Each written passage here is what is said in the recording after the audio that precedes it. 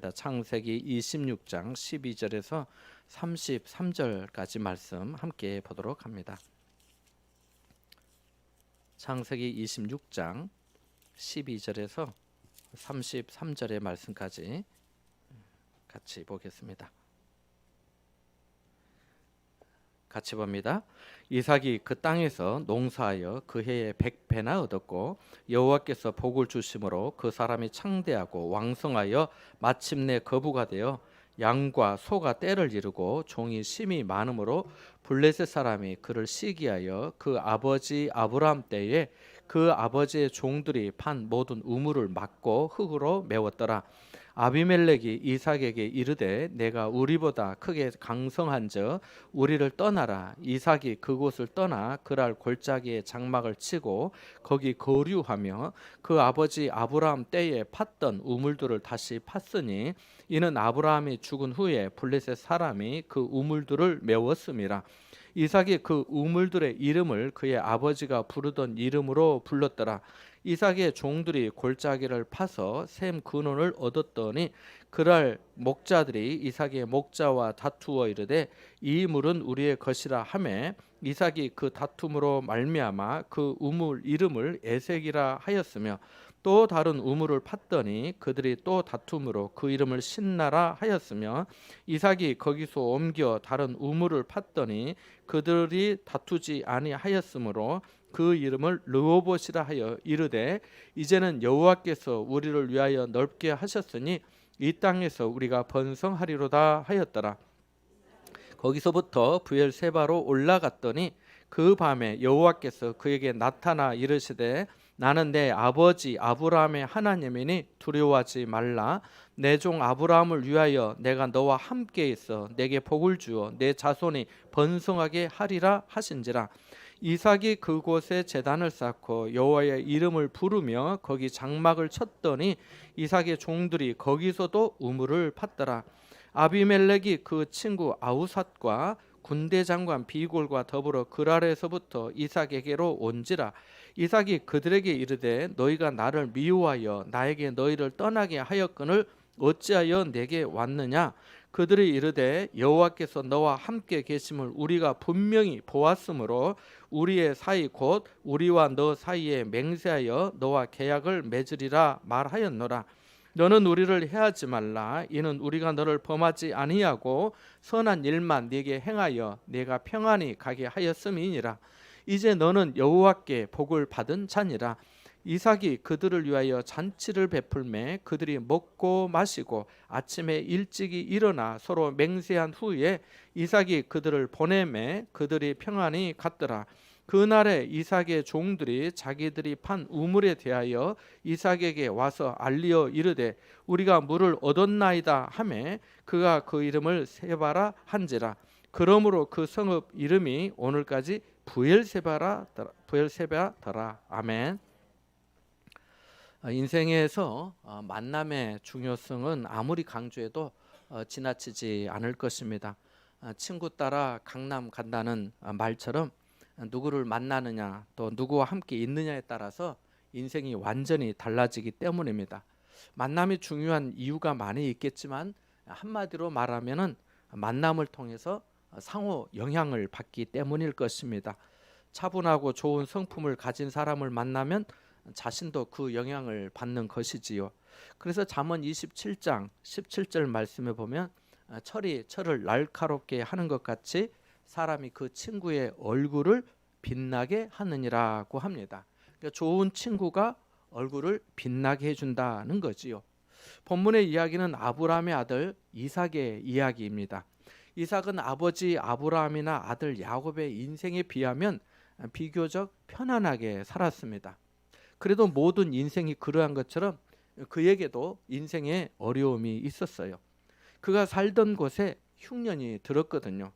아시다시피 흉년이 들면 농작물 재배와 수확이 어렵습니다. 어느 정도까지는 견딘다 해도 그 시간이 오래되면 사람 입에 거미줄 치게 될 수도 있습니다. 이삭도 그랬습니다.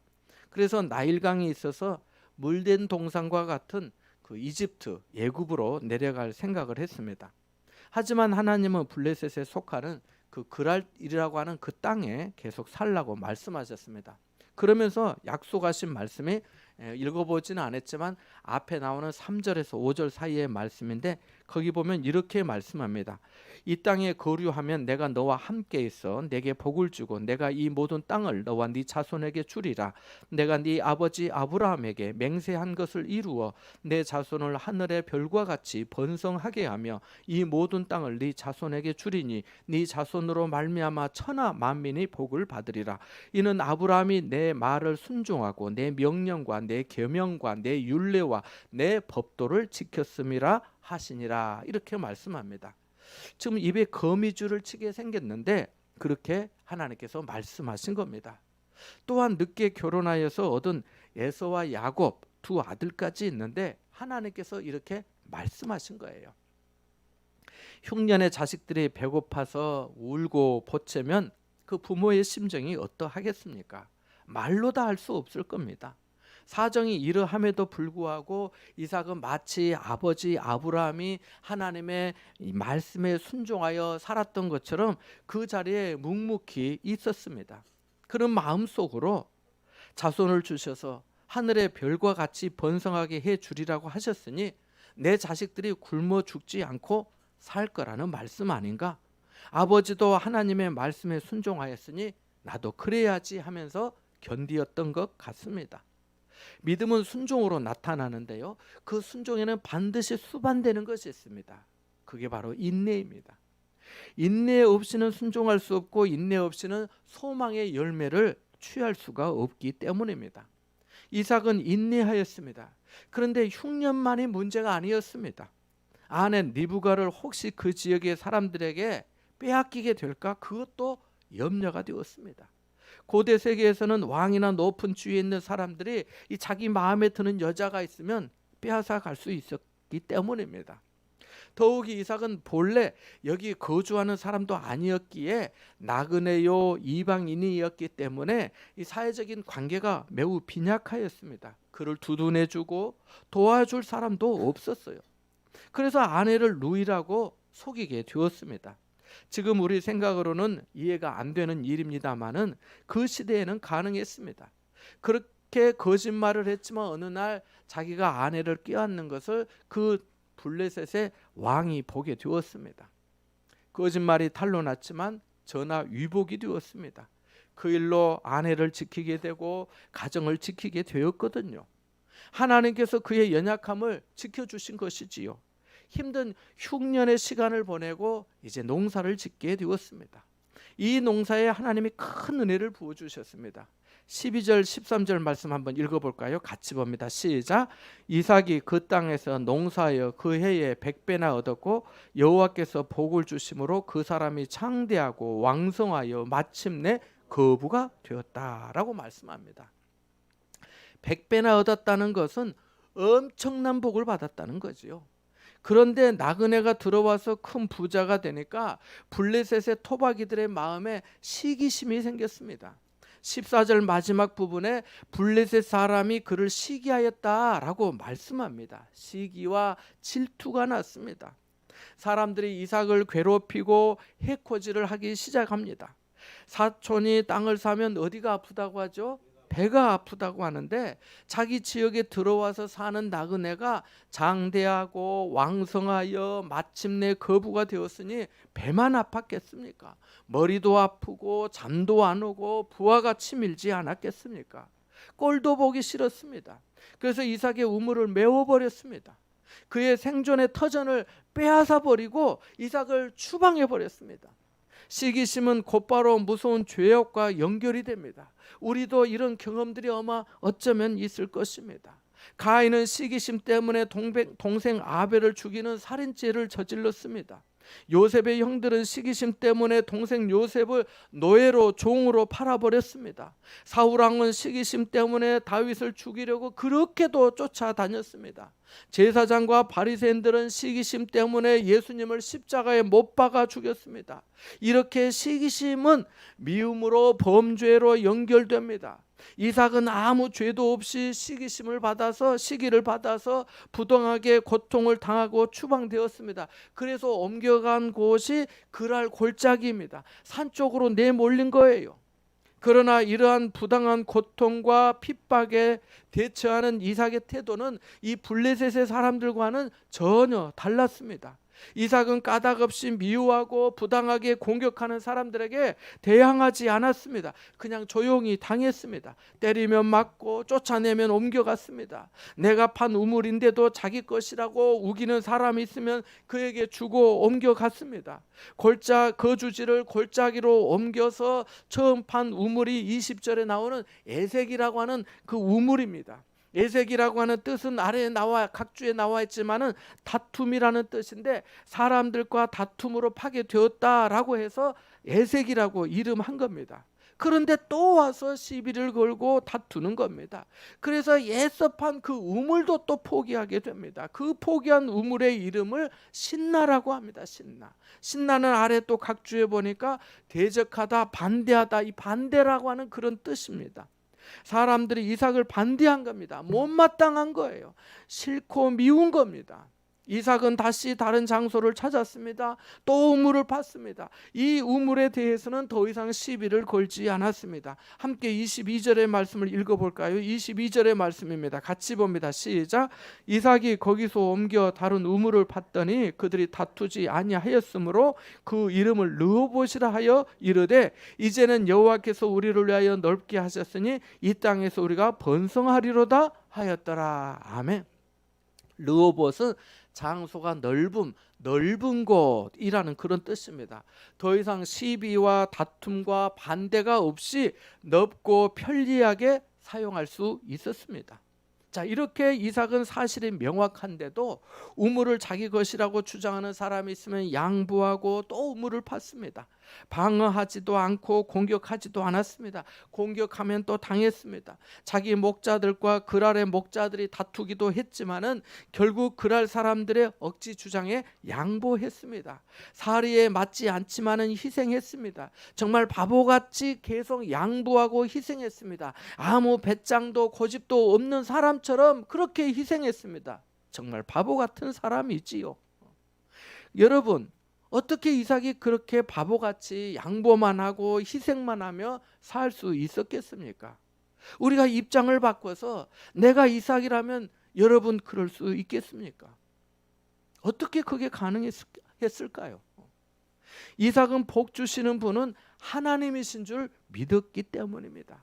사람이 복을 주는 것이 아니고 하나님이 주시는 것인 줄 알았기 때문입니다. 행복과 만족은 우물이나 재물이나 소유가 있다고 행복한 것이 아니란 것을 알았던 겁니다. 우리나라에 그 많은 재벌들, 그 가족들, 그 연예인들 얼마나 많은 것을 가지고 있습니까? 차가 몇 대고 집이 어떻고 다 행복합니까? 아니잖아요. 이삭도 깨달은 거예요. 그래서 우물이나 재물이나 소유가 있다고 행복한 것이 아니라는 것을 깨닫고 그 소유에 대한 집착을 버렸습니다. 하나님의 은혜에만 전적으로 의지한 거지요. 우물을 양보해도 하나님께서 또 복 주실 것을 믿었습니다. 우물을 빼앗겨서 희생해도 하나님께서 또 다른 것을 주실 줄 믿었습니다. 소유에 집착하지 않고 하나님만 의지했습니다. 그래서 양보하고 희생할 수 있었던 거예요. 다른 사람들과는 전혀 다른 넓은 마음을 가질 수 있었습니다. 관용을 베풀고 대범한 태도를 가질 수 있었습니다. 이삭의 믿음은 맞았습니다. 그의 생각이 옳았습니다. 바보처럼 보이지만 양보하고 희생함으로 물질적인 손해와 종들의 수고가 헛수고가 되고, 그러한 종들로부터 어쩌면 이런 말을 들었을지 모릅니다. 사장님, 왜 가만히 계시는 겁니까? 맞대응해야 하지 않습니까? 우리가 언제까지 이렇게 당해야만 합니까? 우리가 땀 흘려 수고한 것은 어떻게 됩니까? 저 사람들을 혼내줘야 다시 안 그럴 것입니다. 이곳 사람들이 사장님에 대해 뭐라고 말하는 줄 아세요? 바보라고 말합니다. 사장님이 가만히 계시니까 우리까지 무시하는 해요 라고 하는 말을 듣지 않았겠습니까? 이삭이 그렇게 생각도 없고 말도 못하는 바보입니까? 아닙니다. 저는 모든 사정을 다 알고 느꼈지만은 그 사람들의 모든 말을 진정시키고 하나님의 때를 기다렸습니다. 에색과 신라의 우물을 빼앗기고 르호봇 우물로 생활하다가 얼마 후에 하나님의 지시하심을 받아서 이 부엘세바로 올라갑니다. 거기서 하나님의 이름을 부르며 예배 제단을 쌓았습니다. 그러니까 이삭은 그런 일들을 겪고도 하나님의 말씀과 인도하심에 순종하며 예배하는 것을 잊지 않았던 거예요. 사람들이 자신을 시기하고 미워하고 다투고 대적하여서 마음이 상하고 물질의 손해가 이만저만 아니고 주변의 사람들까지 바보 취급하는 그런 중에도 그는 묵묵히 하나님만을 바라보면서 예배했던 것입니다. 하나님을 의지하면서 예배한 거예요. 우리도 세상에 살면서 온갖 일을 겪으며 살지만 이삭처럼 어느 때든지 무슨 일을 당해도 나의 생명 되신 하나님께 예배의 제단만큼, 예배의 제단 쌓는 것만큼은 잊어서는 안 되는 겁니다. 오늘 어쩌면 이 시간에 이삭과 같은 힘든 처지에서 오늘 주일이니까 그래도 내가 속상하고 내가 손해가 있고 힘들어도 하나님 앞에 가서 예배해야지 하면서 오신 분이 계실지 모르겠습니다.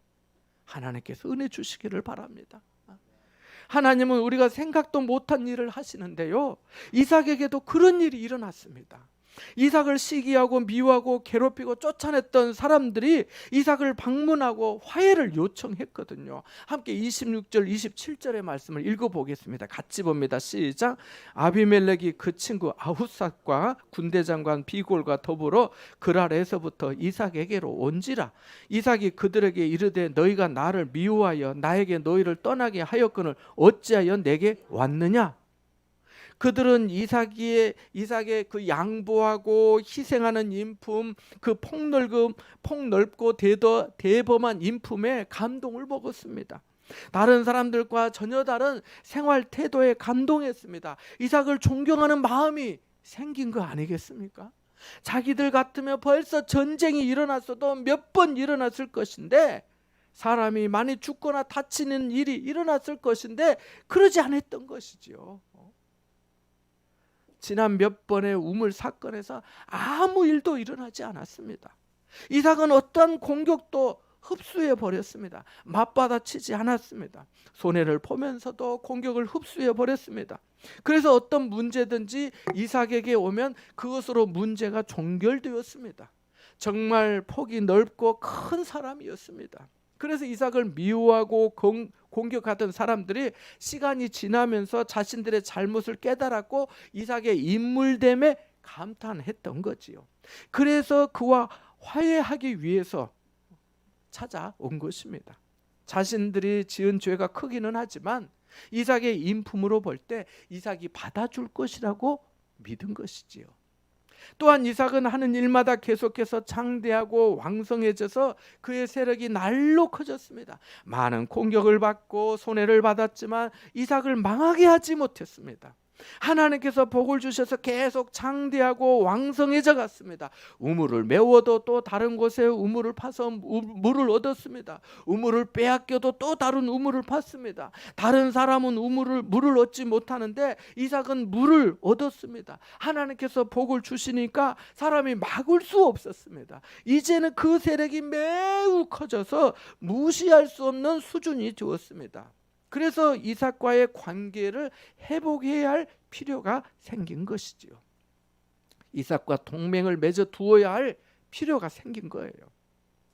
이삭과 동맹을 맺으면 과거의 사건 때문에 보복당할 염려가 없을 것이라 생각했습니다. 동맹을 맺음으로 서로 보호하고 안전해질 수 있을 거라고 한 생각을 가진 거지요. 과연 이삭은 그들을 용서하고 받아주었습니다. 그들에게 너희가 나를 미워하여 나를 쫓아낼 때는 언제고 왜 나를 찾아왔냐고 했지만은 30절 말씀에 보면 이삭이 그들을 위하여 잔치를 뭐 했다고 합니까? 베풀었다라고 말합니다. 잘 대접한 겁니다. 악을 악으로 갚지 않고 선으로 악을 갚은 거예요. 이렇게 되면 완고한 사람이 아니라면 누구라도 마음에 감동이 되지 않겠습니까?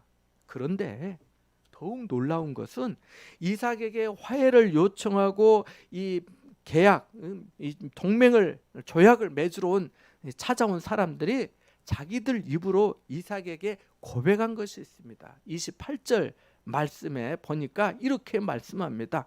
그들이 이르되 여호와께서 너와 함께 계심을 우리가 분명히 보았으므로 우리의 사이 곧 우리와 너 사이에 맹세를 세워 너와 계약을 맺으리라 라고 말씀합니다.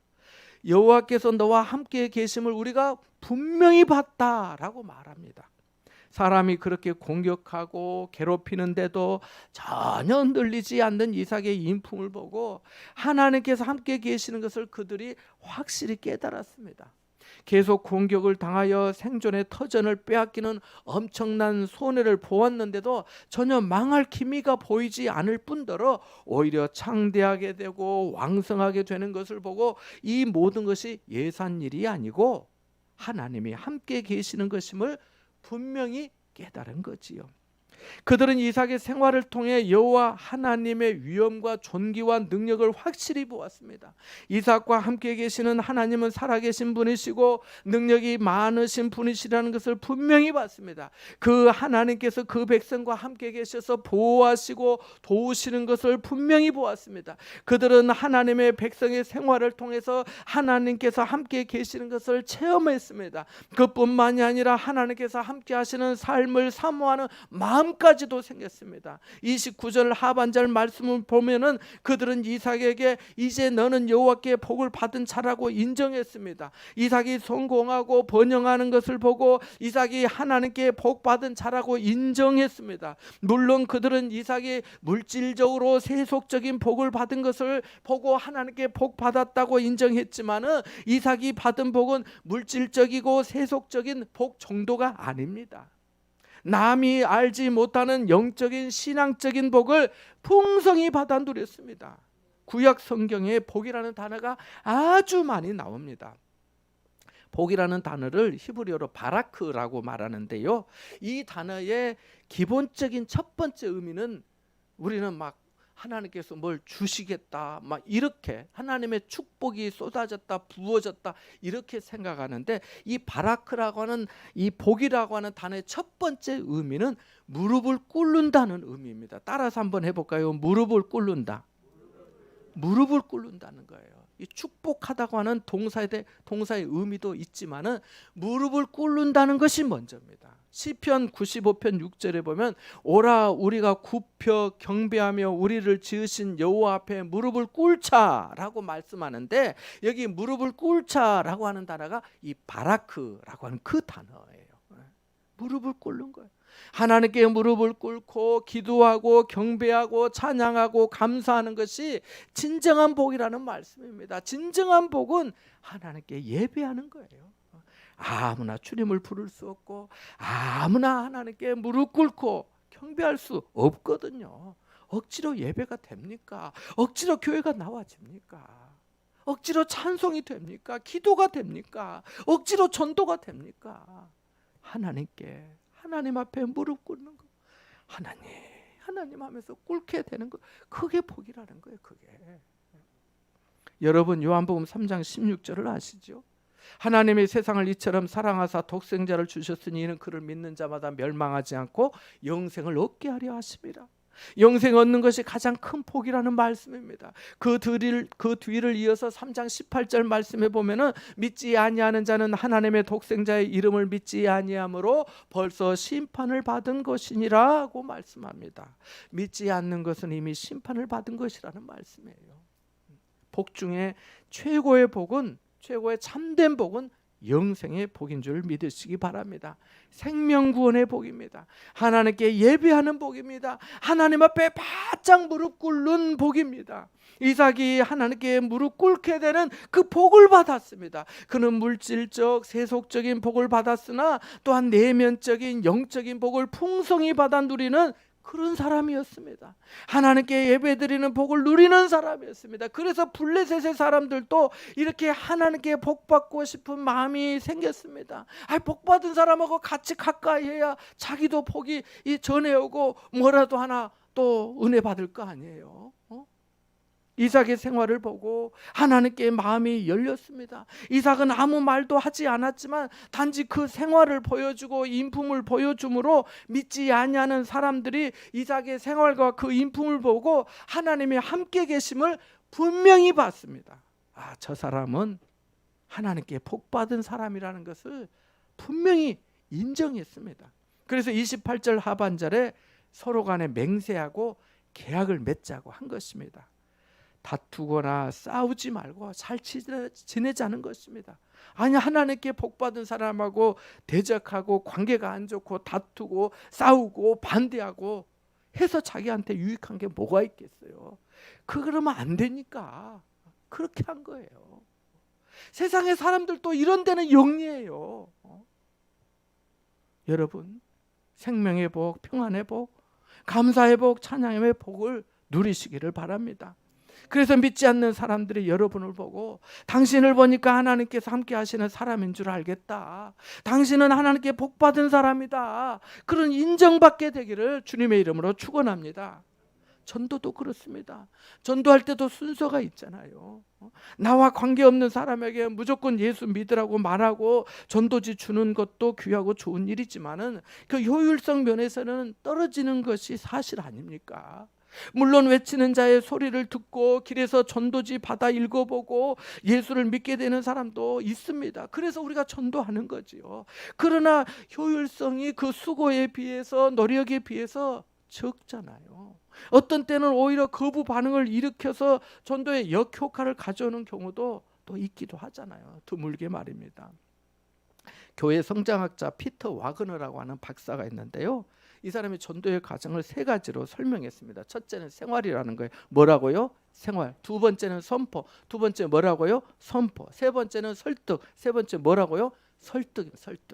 첫째는 다른 사람에게 생활 속에서 그리스도인으로서의 인품을 보여주고 사랑을 베풀어서 관계를 맺어야 한다는 겁니다.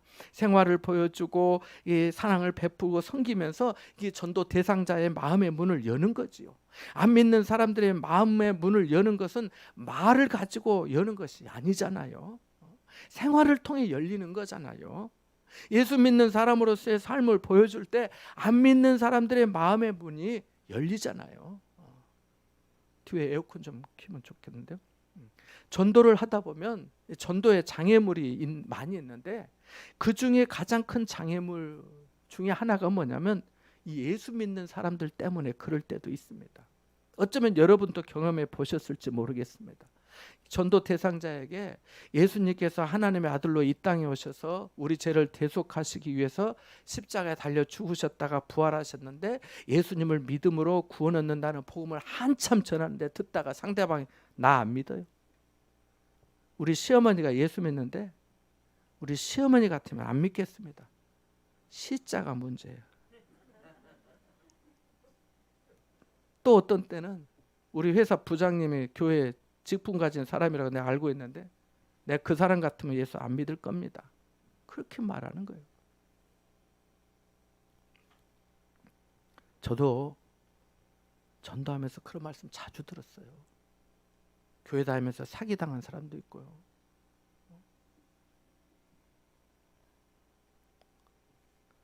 그때마다 제가 대신 사과드립니다. 그랬어요. 그 사람 같으면 나도 예수 믿겠다고. 그 사람 같으면 교회 한번 나도 가보고 싶은 마음이 들긴 하더라고. 예수가 어떤지 궁금하더라고. 그런 반응이 나오면 안 좋겠습니까?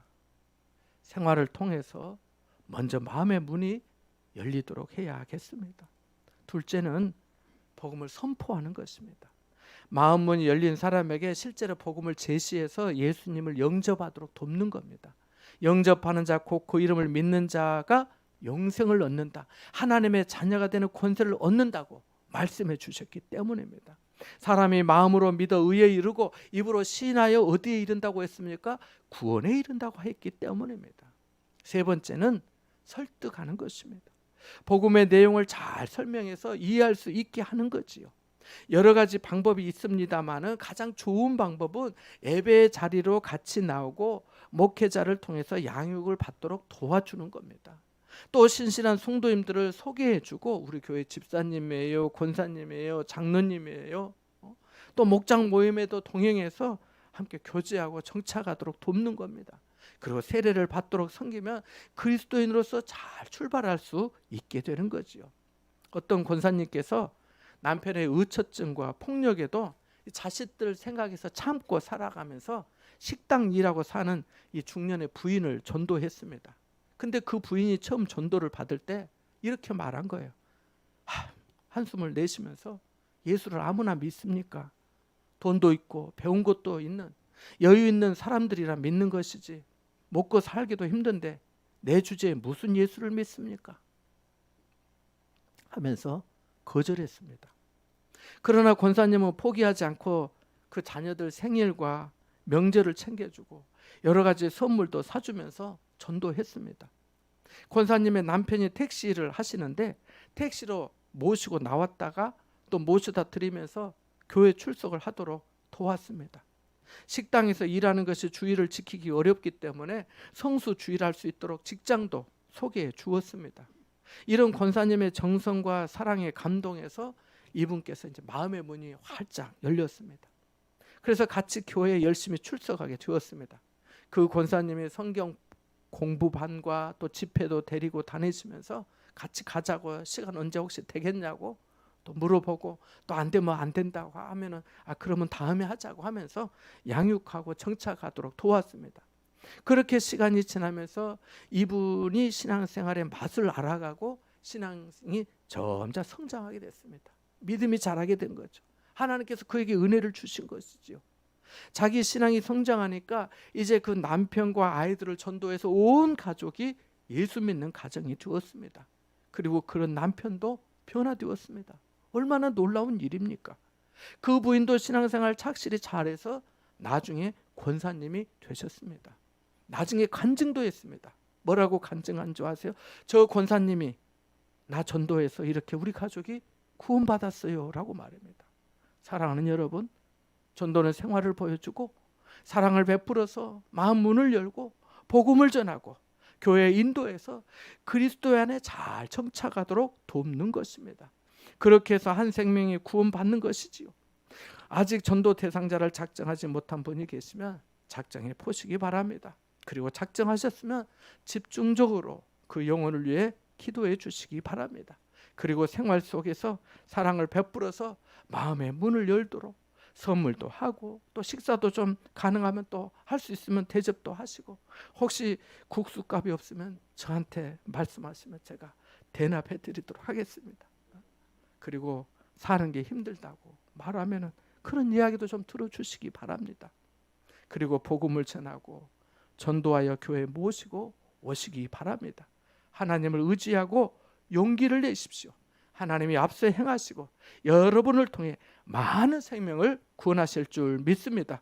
예수 믿지 않는 분들이 여러분을 보고 당신은 하나님이 함께 하시는 사람이다, 당신은 하나님께 복받은 사람이다 라고 인정하고 하나님께 돌아오는 역사가 일어나길 바랍니다. 성령께서 여러분에게 믿음의 담대함과 지혜를 주시고 전도 대상자의 마음을 열어주시기를 바랍니다. 여러분을 통해서 생명의 열매가 풍성하게 맺어지기를 주님의 이름으로 축원합니다. 잠시 말씀을 묵상하겠습니다.